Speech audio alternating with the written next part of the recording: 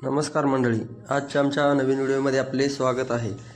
आज आम्ही बनवणार आहोत हॉटेलसारखा पनीर मसाला, अगदी सोप्या पद्धतीने व कमी वेळात। चला तर मग अशाच प्रकारचे वेगवेगळे व्हिडिओज पाहण्यासाठी तुम्ही आमच्या चॅनलवरती नवीन असाल तर चॅनलला सबस्क्राईब करा, व्हिडिओ शेवटपर्यंत बघा व शेअर करायला विसरू नका। सर्वप्रथम आपण तव्यावरती तूप टाकून पनीर थोडं फ्राय करून घेतलेलं आहे। आता बघा पनीर असं फ्राय झालेलं आहे आपलं। आता आपण पनीरचे छोटे छोटे तुकडे करून घेतलेले आहेत। पनीर मसाला बनवण्याकरिता बघा ग्रेव्ही करण्यासाठी आपण टोमॅटो व कांदे घेतलेले आहेत।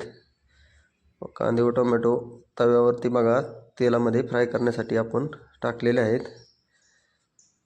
आता कांदा व टोमॅटो फ्राय झालेले आहेत। आता आपण त्याची ग्रेव्ही करून घेणार आहोत। मिक्सरमध्ये बघा ग्रेव्ही करून घेतलेली आहे। ग्रेव्ही अशी झालेली आहे। अद्रक, लसूण व कोथिंबीर याची पेस्ट बनवून घेतलेली आहे बघा आता मिक्सरमधून। पनीर मसाला बनवण्यासाठी बघा लाल चटणी घेतलेली आहे, मसाला घेतलेला आहे। यामध्ये सर्व मसाले मिक्स आहेत। आता कढईमध्ये तेल टाकून घेऊया। आता तेल गरम झालं की त्यामध्ये अद्रक, लसूण व कोथिंबीर पेस्ट टाकून घेतलेली आहे। आता थोडा वेळ फ्राय करून घेऊया। थोडा ब्राऊन कलर आला की त्यामध्ये बघा हे खडे मसाले घेतलेले आहेत। आता खडे मसाले पण टाकून घेऊया। आता बघा ब्राऊन कलर झालेला आहे थोडा। आता खडे मसाले पण टाकलेले आहेत। आता व्यवस्थित मिक्स करून घेऊया। थोडा वेळ असे तेलामध्ये फ्राय करून घेऊया। व्यवस्थित फ्राय झालेले आहेत। आता आपण लाल तिखट व मसाले टाकून घेऊया। मसाले व लाल तिखट टाकलेला आहे। आता आपण टोमॅटो व कांद्याची पेस्ट बनवलेली आहे ती टाकून घेऊया। आता बघा आपली ग्रेव्ही अशा प्रकारे छान झालेली आहे।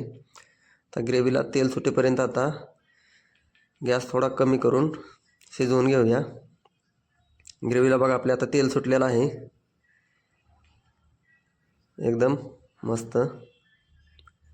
आपली ग्रेव्ही तयार झालेली आहे। आता आपण ग्रेव्हीमध्ये बघा पाणी टाकलं होतं। आता ग्रेव्हीला आपले उकळी आलेली आहे। आता आपण पनीर टाकून घेऊया। पनीर टाकून घेतलेलं आहे। आता आपण व्यवस्थित मिक्स करून घेऊया। भाजी बघा व्यवस्थित मिक्स झालेलं आहे। आता पनीर ग्रेव्हीमध्ये बघा आपल्या ग्रेव्हीला आता अशी उकळी आलेली आहे। आता आपण 1 मिनिट थांबून आता थोडी कोथिंबीर वरून टाकून घेऊया। कोथिंबीर बघा टाकलेली आहे। आता आपली भाजी तयार झाली। आता आपण भाजी ताटामध्ये वाढून घेऊया। बघा आता आपण अशा प्रकारे भाजी ताटामध्ये वाढवून घेतलेली आहे।